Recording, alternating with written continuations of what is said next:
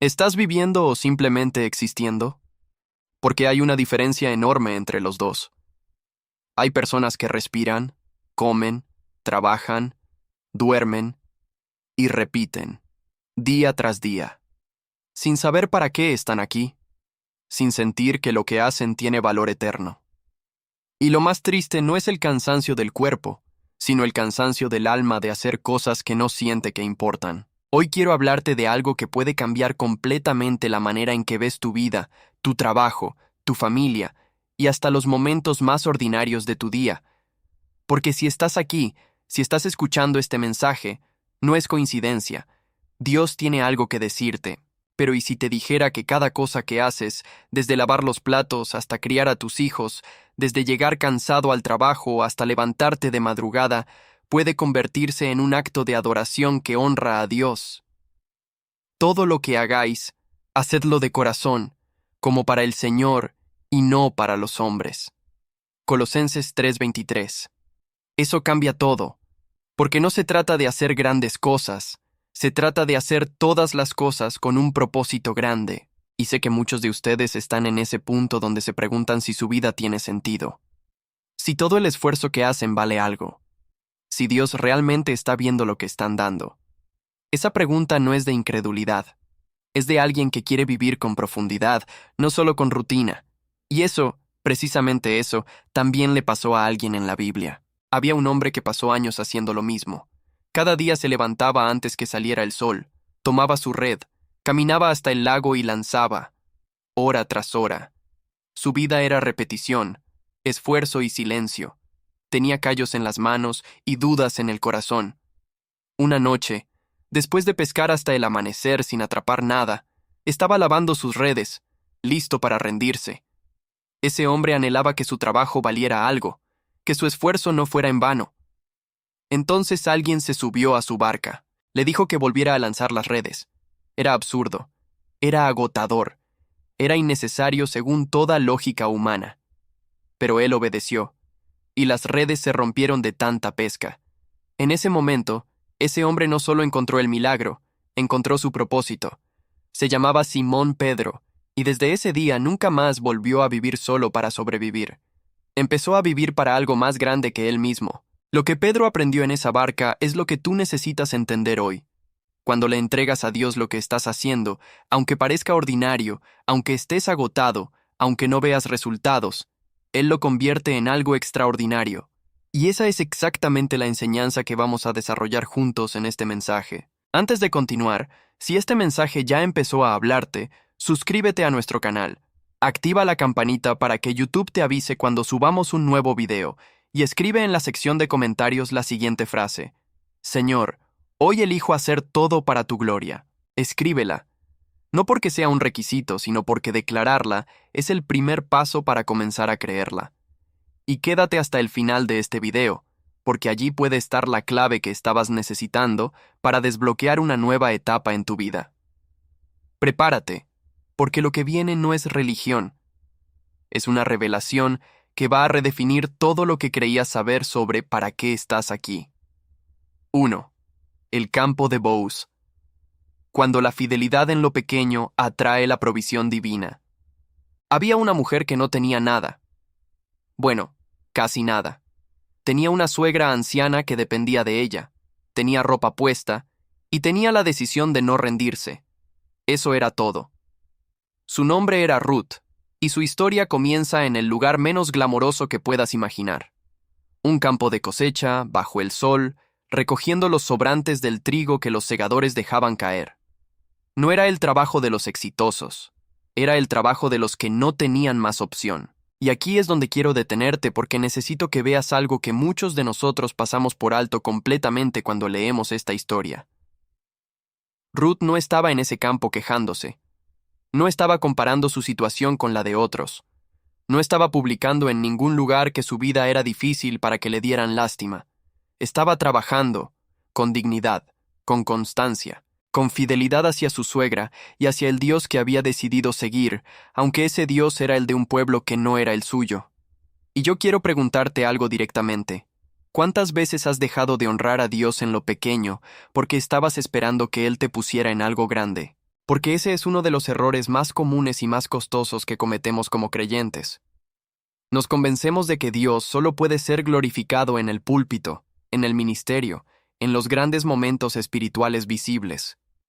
Y mientras esperamos ese gran momento, descuidamos lo que tenemos delante, el trabajo que ya tenemos, la familia que ya tenemos, la tarea que ya tenemos. Escúchame bien, Dios no manda grandes bendiciones a vidas que desprecian los tiempos pequeños. Ruth no sabía que Boaz la estaba observando. No sabía que su actitud en el campo iba a llegar a los oídos de alguien poderoso. No sabía que su fidelidad en lo invisible iba a ser recompensada en lo visible. Simplemente hizo lo que tenía que hacer, y lo hizo bien.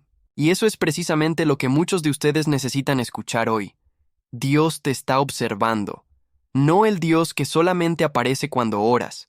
El Dios que está presente en tu lugar de trabajo cuando nadie más está mirando. El Dios que ve cómo tratas a tus compañeros cuando estás frustrado.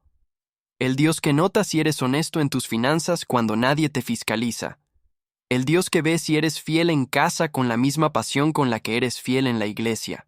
Y aquí necesito ser directo contigo, porque el amor pastoral me obliga a hacerlo. Hay creyentes que tienen doble cara. En la iglesia son uno, en la casa son otro. En el culto levantan las manos, pero en el trabajo son los primeros en hablar mal, en hacer trampa, en quejarse amargamente. Y luego se preguntan por qué Dios no los bendice, por qué los sueños no se abren, por qué la vida no avanza. La respuesta está en Ruth. La bendición no vino cuando llegó al campo de Boaz. La bendición vino porque Ruth llevaba semanas siendo fiel antes de que Boaz la notara. La cosecha visible fue el resultado de una siembra invisible. Permíteme darte un mapa claro de lo que significa vivir con propósito en lo cotidiano, siguiendo el ejemplo de Ruth. 1. Trabaja como si Dios fuera tu jefe directo, porque lo es. Colosenses 3:23. No es un versículo motivacional para poner en un cuadro. Es una instrucción de vida. Todo lo que hagáis, hacedlo de corazón como para el Señor. Todo. No solo lo espiritual, todo. Tu trabajo, tu rol en la familia, tus compromisos, tu administración del tiempo y del dinero. Todo. 2. Abandona la mentalidad del mínimo esfuerzo. Hay una epidemia en la iglesia de creyentes que hacen lo suficiente para no ser reprendidos, pero nunca lo suficiente para ser verdaderamente excelentes. Ese no es el carácter de Cristo. Jesús no hizo milagros a medias. No sanó a nadie más o menos. No murió en la cruz en la medida de lo posible. Lo dio todo. Y nos llamó a seguirlo. 3.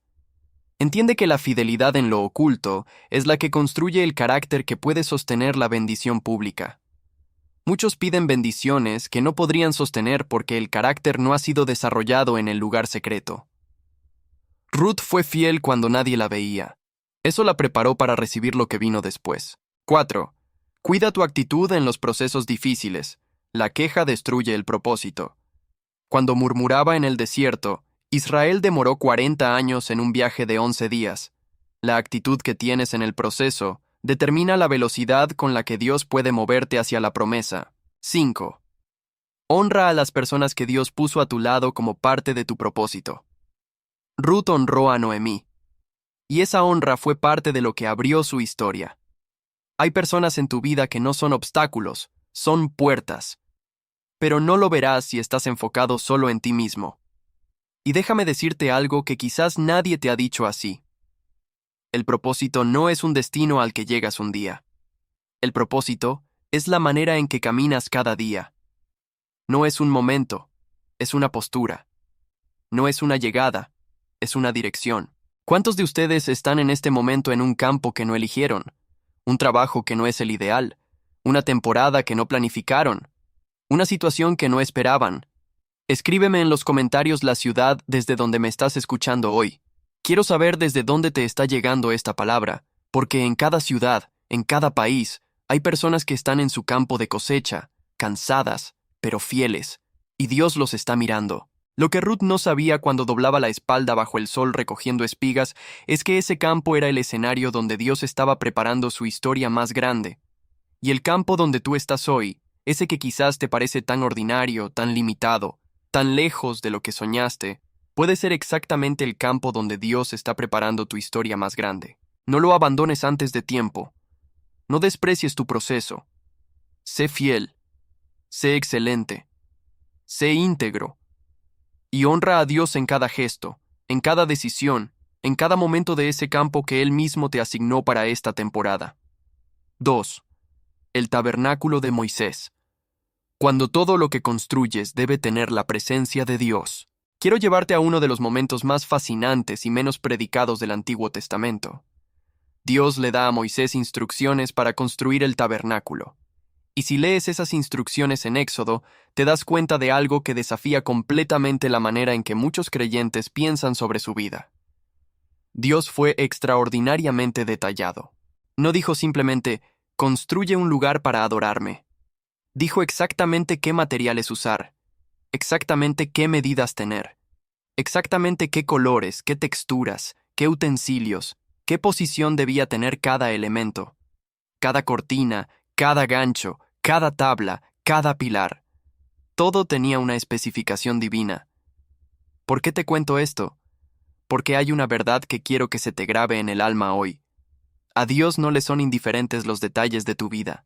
Hay personas que han dividido su vida en dos compartimentos, lo sagrado y lo secular, lo espiritual y lo natural, el domingo y el lunes, y viven creyendo que Dios solo habita en el compartimento sagrado. Oran, adoran, leen la Biblia, y luego apagan ese interruptor y van a vivir la vida real como si Dios ya no estuviera involucrado. Eso es uno de los errores más graves que puede cometer un creyente, y necesito que lo escuches con toda claridad. Esa división no existe en el reino de Dios. No existe. El tabernáculo era un edificio físico.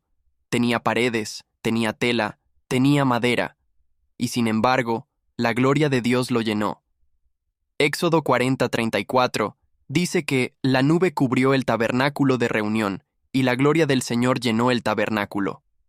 La gloria de Dios habitó en algo construido por manos humanas, algo material, algo físico. ¿Entiendes lo que eso significa para tu vida? Significa que Dios puede y quiere habitar en tu trabajo, en tu empresa, en tu hogar, en tu arte, en tu música, en tu negocio, en tu proyecto. Todo lo que construyes con tus manos puede ser llenado por su gloria.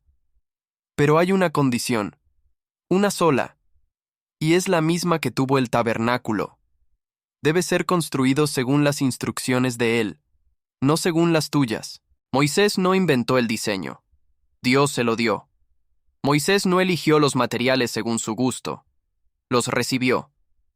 Y la diferencia entre una vida llena de la gloria de Dios y una vida que está vacía espiritualmente, aunque tenga mucha actividad religiosa, es esa. ¿Estás construyendo según el diseño que Dios te dio? ¿O estás construyendo según lo que tú crees que se ve bien?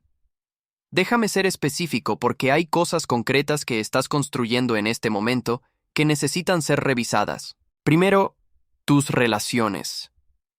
¿Las estás construyendo según los principios del amor, la honra y el respeto que Dios estableció? ¿O las estás construyendo según lo que te conviene, lo que sientes en el momento, lo que el mundo dice que está bien? Hay matrimonios que están en crisis no porque el amor se haya ido, sino porque fueron construidos según emociones y no según el diseño de Dios. Segundo, tus finanzas. ¿Están siendo administradas con los principios del reino? El diezmo, la ofrenda, la mayordomía, el ahorro, la generosidad. ¿O estás construyendo tu estabilidad económica completamente desconectado de los principios que Dios estableció para la prosperidad?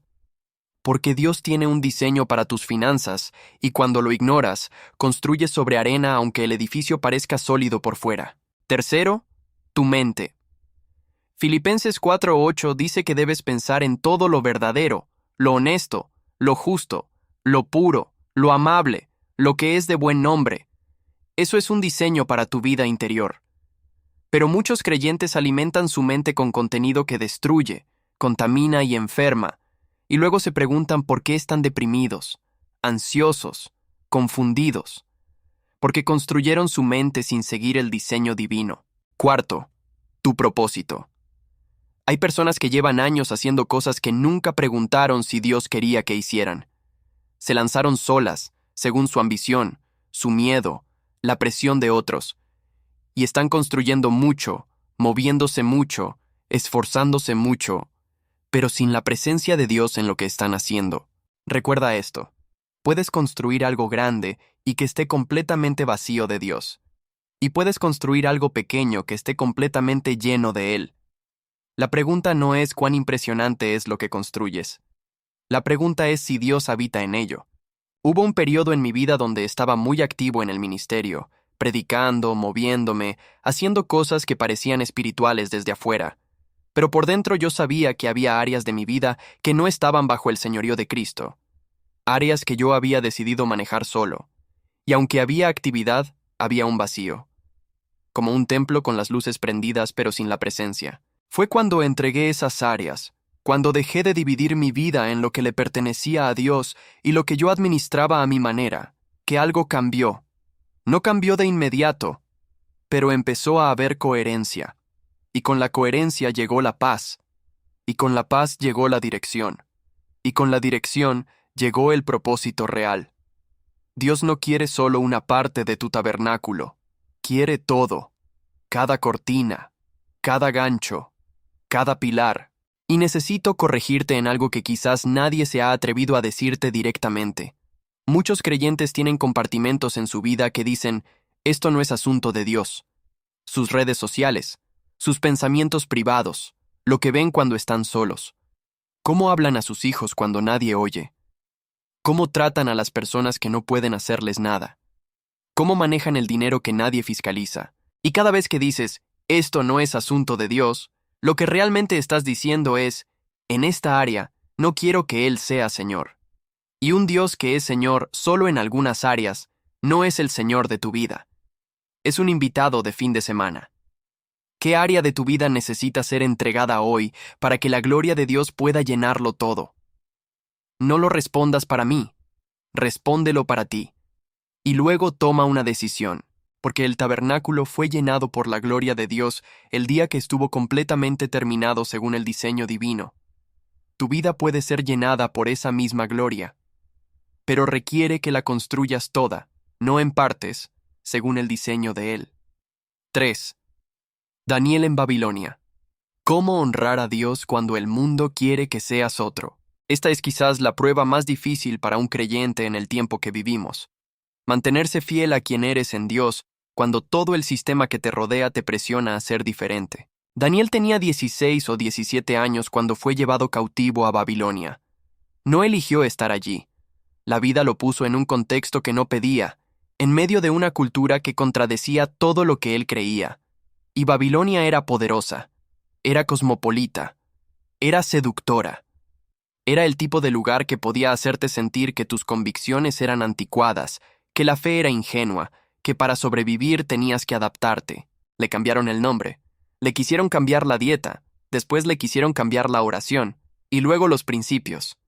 Paso a paso, el sistema intentó borrar todo rastro de su identidad en Dios. Y esto, exactamente esto, es lo que le está pasando a muchos de ustedes hoy. No los llevaron a Babilonia físicamente, pero viven rodeados de una cultura que sistemáticamente intenta redefinir quiénes son. Las redes sociales les dicen qué deben desear. El entretenimiento les dice cómo deben pensar. El ambiente laboral les dice que las convicciones son un obstáculo para el éxito. La familia que no cree les dice que están exagerando. Y poco a poco, sin darse cuenta, empiezan a ceder. No de golpe. Nunca es de golpe. Primero ceden en los comentarios que hacen, luego en los lugares donde van, luego en lo que consumen, luego en sus compromisos espirituales, luego en su carácter. Y un día se miran al espejo y no reconocen a la persona que ven, porque Babilonia los fue cambiando mientras ellos no prestaban atención. Daniel 1:8 dice algo que quiero que leas con cuidado. Y Daniel propuso en su corazón no contaminarse con la porción de la comida del rey, ni con el vino que él bebía. Daniel propuso en su corazón, antes de que llegara la presión, antes de que lo invitaran a la mesa del rey, antes de que el conflicto se presentara. Él ya había decidido, en su interior, en su carácter, en su identidad. Y ahí está la clave que muchos creyentes están ignorando y que está costándoles su propósito. La decisión de honrar a Dios no puede tomarse en el momento de la presión. Tiene que tomarse antes, porque cuando la presión llega, si no hay una decisión previa, el momento decide por ti. ¿Cuántas veces has cedido no porque hayas querido ceder, sino porque en ese momento no tenías una convicción suficientemente establecida para resistir? Porque nadie planea fallar. Las personas fallan porque no han planeado no fallar. Permíteme darte instrucciones prácticas y espirituales para ser como Daniel en el Babilonia de tu vida cotidiana. Instrucción 1. Define tus líneas antes de que lleguen las pruebas. Daniel no improvisó su respuesta delante del rey. La tenía preparada. ¿Tienes tú definido qué harás cuando te ofrezcan algo que comprometa tu integridad? ¿Qué harás cuando te presionen a mentir por conveniencia? ¿Qué harás cuando la tentación llegue de manera sofisticada y disfrazada de oportunidad? Si no tienes una respuesta preparada, estás en riesgo. Instrucción 2. Cuida lo que entra en tu mente y en tu corazón. Daniel cuidó su dieta física como símbolo de cuidar su dieta espiritual. ¿Qué estás consumiendo emocionalmente? ¿Qué tipo de conversaciones, entretenimiento, influencias están formando tu manera de pensar? Porque lo que entra en ti, eventualmente, sale de ti. No puedes honrar a Dios con tu boca si estás llenando tu mente con todo lo contrario a Él. Instrucción 3. No cedas en lo pequeño, pensando que lo pequeño no importa. El rey no le pidió a Daniel que abandonara a Dios de inmediato. Le pidió que cambiara la dieta, algo aparentemente menor. Pero Daniel entendió que si cedía en lo pequeño, perdería la fortaleza para resistir en lo grande. Cada pequeña concesión debilita la columna vertebral espiritual. No hay concesiones menores cuando se trata del carácter. Instrucción 4. Que tu excelencia sea tu testimonio. Daniel 6:3 dice que Daniel se distinguió de los demás gobernadores porque había un espíritu superior en él. Su fe no era solo lo que decía, era la calidad de lo que hacía. Era tan excelente en su trabajo que incluso sus enemigos no podían encontrar fallo en él y tuvieron que atacarlo por su fe porque no había nada más que atacar. ¿Qué testimonio da tu trabajo de tu fe? ¿Qué dice tu excelencia o la falta de ella sobre el Dios que sirves? Instrucción 5. Mantén tu altar de oración aunque todo el mundo lo prohíba. Cuando promulgaron la ley que prohibía orar a Dios, Daniel fue a su cuarto, abrió las ventanas hacia Jerusalén y oró como lo hacía siempre, 3 veces al día. No oró con miedo. No oró escondido. No oró improvisando. Oró como siempre. Porque su comunión con Dios era una práctica diaria establecida, y la presión no la interrumpió porque era una raíz profunda. ¿Cuánto tiempo hace que no tienes un altar de oración diario, constante, real? No la oración de emergencia cuando todo va mal. No la oración de gratitud rápida cuando todo va bien. El altar real. El encuentro cotidiano. El lugar donde Dios te habla y tú lo escuchas en silencio. Eso es lo que sostuvo a Daniel. Y eso es lo que te sostendrá a ti. Hay algo que quiero que entiendas sobre el foso de los leones. Daniel no entró al foso porque fallara. Entró porque fue fiel. Y a veces la consecuencia de ser fiel a Dios en un mundo que te presiona a abandonarlo es que terminas en un foso, en una situación que duele, en una pérdida que no esperabas, en una incomprensión que duele más porque viene de personas que deberían entenderte. Pero el foso no fue el final de Daniel. Fue la plataforma que Dios usó para que el rey de toda Babilonia proclamara que el Dios de Daniel era el Dios viviente. Tu foso tiene un propósito. Tu prueba tiene un propósito. Dios no pone a sus siervos fieles en situaciones sin salida. Los pone en situaciones donde la única salida posible es sobrenatural, para que cuando salgan nadie tenga duda de quién los sacó. Escríbeme en los comentarios el nombre de alguien que conoces que necesita este mensaje hoy. No me lo guardes solo para ti. Si hay alguien en tu familia, en tu trabajo, en tu comunidad, que está en su Babilonia, que está siendo presionado a dejar de ser quien Dios lo llamó a ser, comparte este video con esa persona ahora mismo. No esperes. La palabra de Dios no tiene fecha de vencimiento, pero las oportunidades de sembrar sí. 4. Pablo.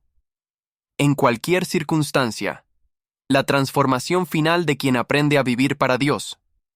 En todo, llegamos al corazón de todo lo que hemos estado construyendo en este mensaje.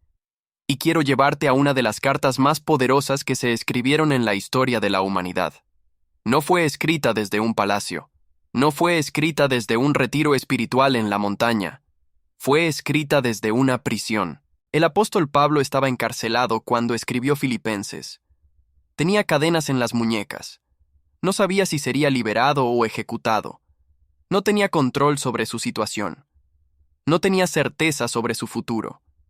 Y sin embargo, escribió estas palabras en Filipenses 4, 11, 12. He aprendido a contentarme, cualquiera que sea mi situación. Sé vivir humildemente y sé tener abundancia.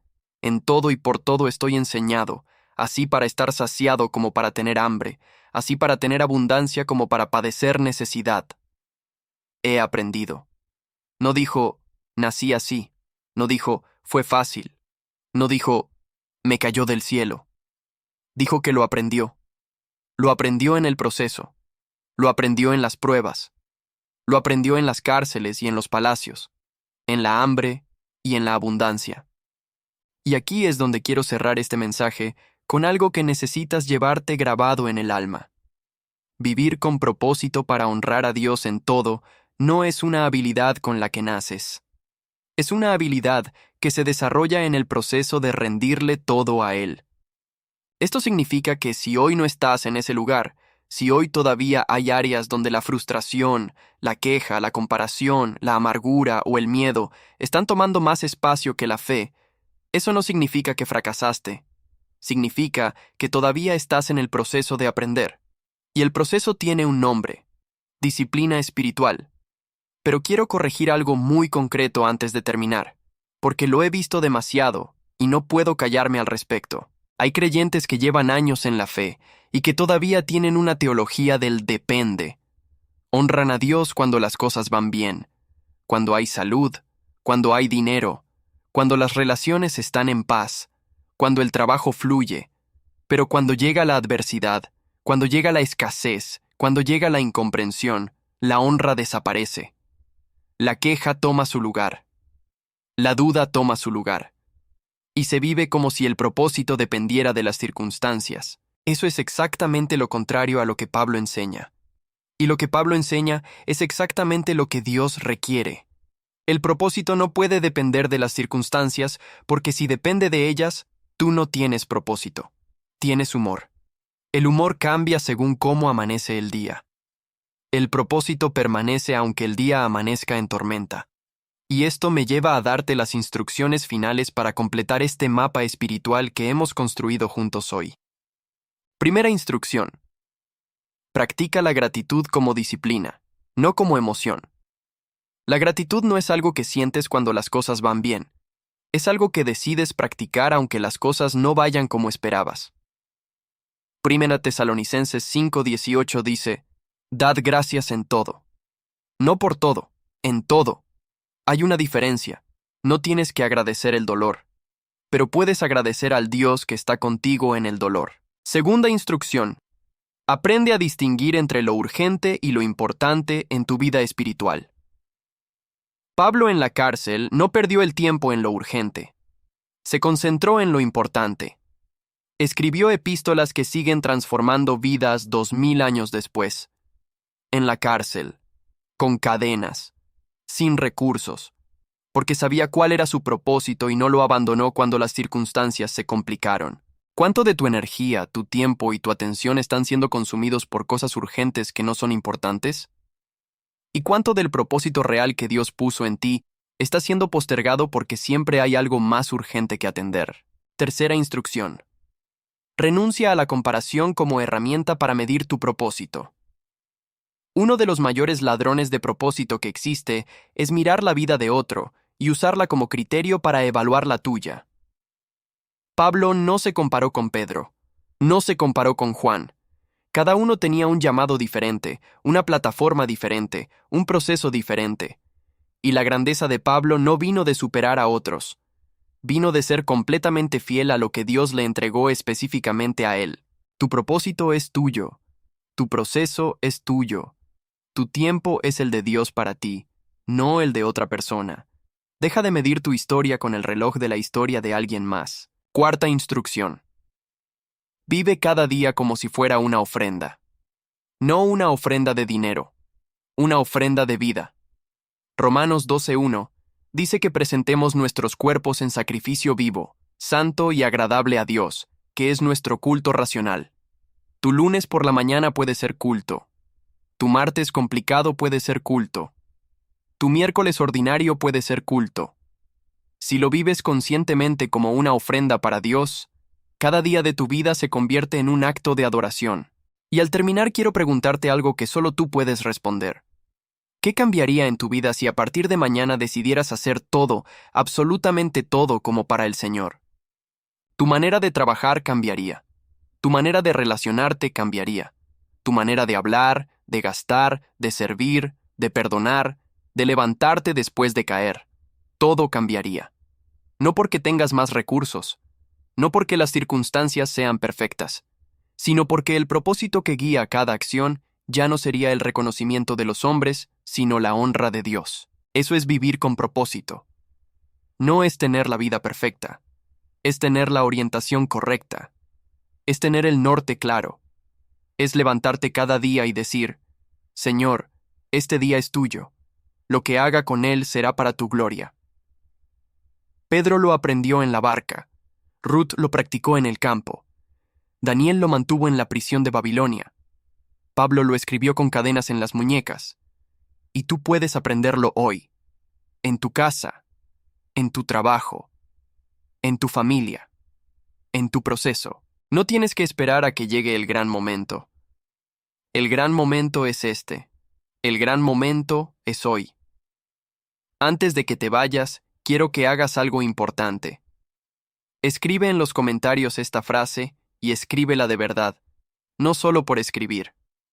Hoy mismo decido que mi vida sea una ofrenda para la gloria de Dios. Declárala. Porque las palabras que salen de tu boca con convicción tienen poder. No son palabras vacías, son semillas. Y lo que siembras hoy en obediencia, Dios lo multiplica en su tiempo. Ahora necesito pedirte algo con toda la seriedad pastoral que tengo. Si este mensaje te tocó el corazón, si algo de lo que escuchaste hoy te confrontó, te movió o te desafió, necesito que hagas una cosa. No te vayas sin dar me gusta a este video y compartirlo. Sé lo que estás pensando. Es solo un botón. No, no es solo un botón. Porque vivimos en un tiempo donde las plataformas tecnológicas están limitando, filtrando y reduciendo el alcance de los mensajes de fe. Cada vez que una persona no interactúa con un video como este, el sistema entiende que no tiene valor y deja de mostrárselo a otros. Y eso tiene consecuencias reales. Hay personas que necesitan escuchar esta palabra exactamente hoy, en este momento de su vida. Y si tú no la compartes, puede que nunca la escuchen. Piénsalo así. Imagina que tienes en tus manos un medicamento que cura una enfermedad grave, y sabes que hay personas a tu alrededor que están enfermas. ¿Lo guardarías? ¿Te lo quedarías solo para ti? Claro que no. Lo compartirías con urgencia, pues la palabra de Dios es exactamente eso. Es el medicamento del alma. Y tú tienes el poder de ponerlo delante de personas que lo necesitan con un solo gesto. Comparte este video en tus redes sociales ahora mismo. No lo pienses demasiado. El que se suscribe y da me gusta no solo está apoyando un canal, está levantando su voz contra el silenciamiento de la fe. Está diciendo, la palabra de Dios no se calla. Y si ya estás suscrito, me alegra enormemente. Estás siendo parte de algo más grande que tú. Cada suscripción es un voto de que la fe debe seguir siendo escuchada en este mundo. Si aún no te has suscrito, hazlo ahora. Busca el botón rojo que dice suscribirse y presiónalo. Es un segundo de tu vida que puede abrir años de bendición espiritual. Activa también la campanita de notificaciones para que no te pierdas ninguno de los mensajes que vienen, porque lo que se está preparando para este canal va a transformar tu vida de maneras que todavía no puedes imaginar. Señor, en este momento oro por cada persona que llegó hasta aquí, por cada alma que escuchó esta palabra hoy. Toca su corazón, Señor. Redefine su propósito.